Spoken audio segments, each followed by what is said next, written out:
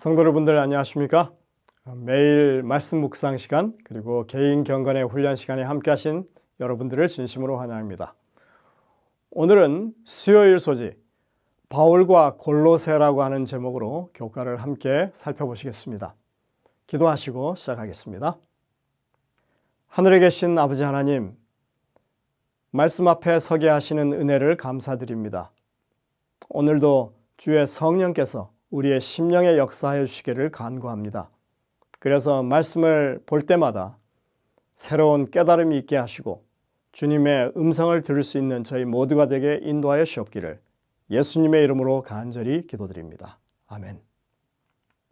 우리는 이번에 두 교회에 보내는 편지를 다룹니다. 빌립보 그리고 골로새. 이 두 교회는 뚜렷한 차이가 있습니다.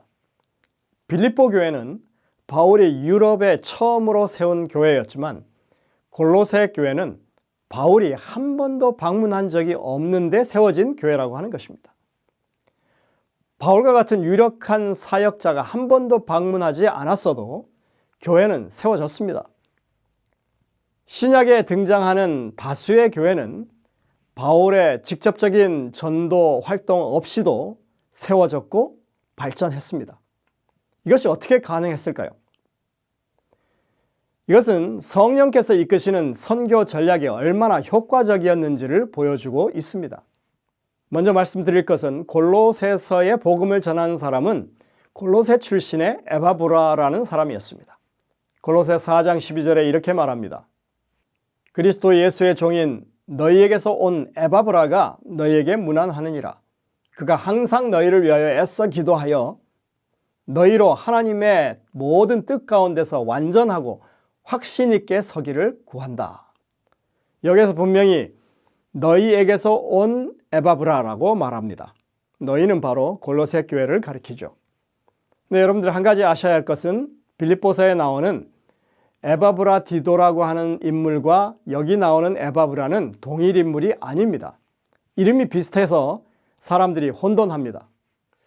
자, 그렇다면 이 에바브라가 어떻게 복음을 처음에 듣게 되었을까요? 가장 설득력이 있는 시나리오는 바울이 3차 여행 중에 에베소에 머물렀던 그때, 이 50년대 중반입니다. 그 시기에 그때 이런 기록이 있습니다. 아시아에 사는 자는 다 주 예수의 말씀을 들었다. 그때 많은 사람들이 복음을 듣게 되었고 회심했다고 하는 것을 알 수 있습니다. 요한계시록에 보면 아시아 지역에 7교회를 나열하고 있는데 당시에 소아시아 지역 전역에 복음이 얼마나 널리 퍼져 있는지를 보여주는 그런 말씀이기도 합니다. 7교회는 에베소 교회를 중심으로 시계 방향으로 이렇게 원을 그리면서 연결 지을 수 있는 지역에 있었습니다. 그 7교회 중에 사도 바울이 직접 선교한 교회는 사실 에베소밖에 없습니다. 나머지 교회들은 에베소 선교가 이루어진 이후에 그리고 그 여파로 생겨난 교회들이라고 할 수 있는 것입니다. 그리고 그 당시에 그 지역에는 7교회만 있었던 게 아닙니다. 라오디게아 교회 옆에 골로새 교회가 있었습니다. 거리가 9마일밖에 안 된다고 그래요. 그리고 히에라볼리 교회도 있었습니다. 라오디게아 교회로부터 6, 7마일 거리에 있었다고 하는 것입니다. 여러분들 그 히에라볼리 교회는요, 그 아주 좋은 온천으로 유명했습니다. 그래서 라오디게아까지 그 온천물을 이렇게 끌어갔다고 하죠. 그래서 요한계시록에 너희가 뜨뜻미지근하면 토하여 내치려고 하는 말이 바로 여기서 나온 그런 말입니다.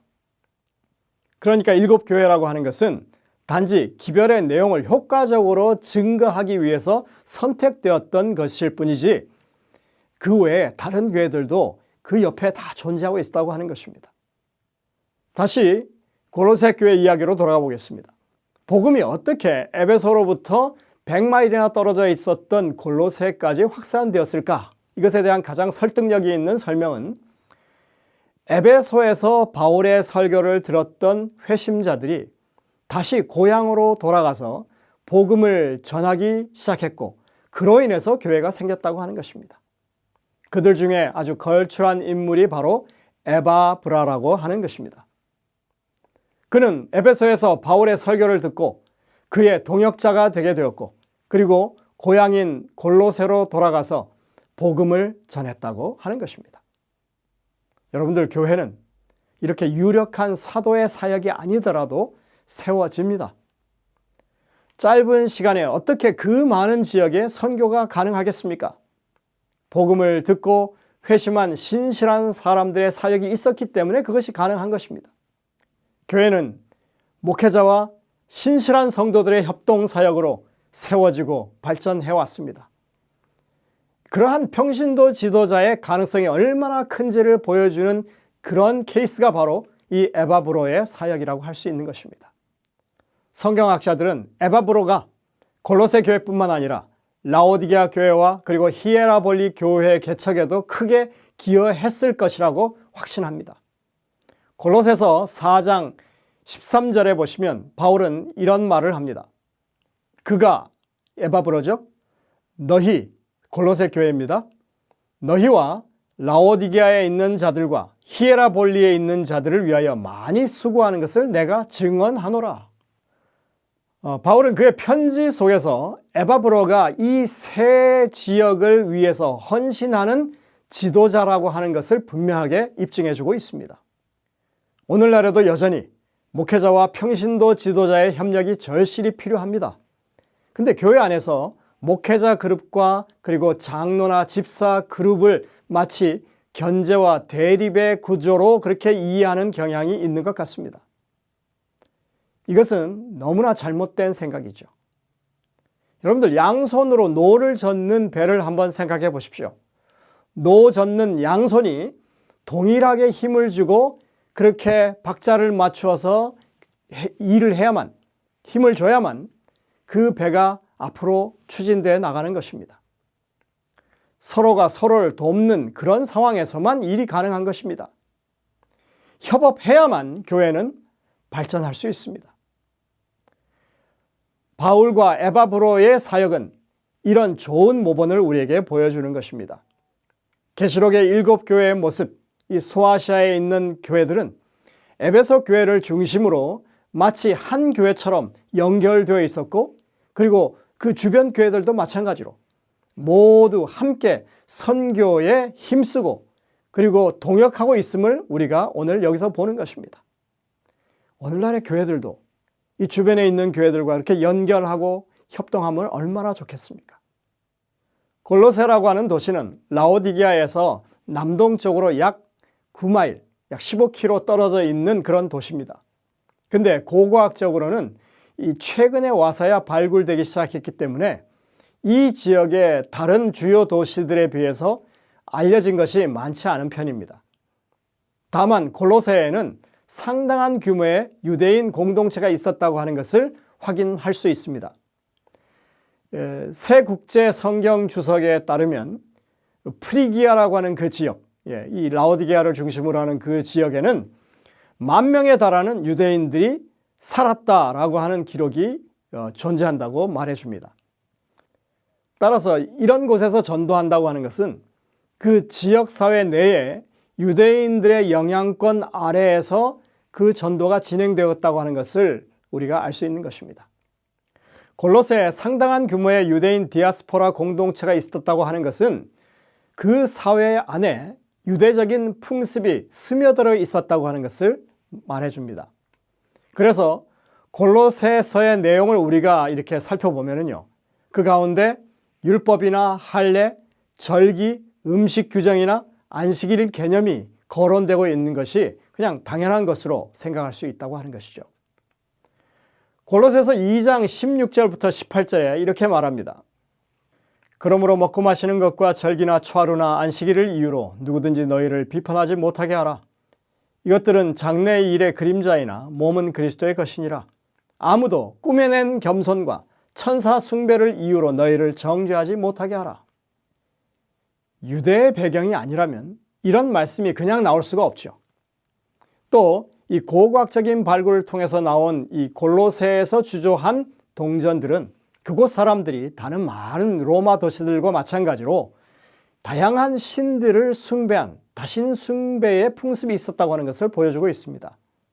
이러한 이교 종교 관습 그리고 이를 기반으로 한 강력한 문화적인 그 영향은 그리스도인들에게 큰 도전이 아닐 수 없었던 것입니다.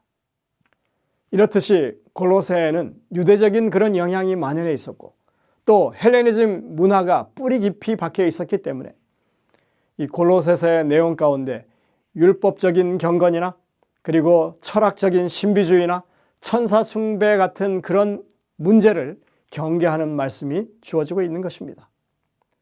이런 세속 도시에서 복음을 전한다고 하는 것이 쉽지 않은 것입니다. 그뿐만이 아니죠.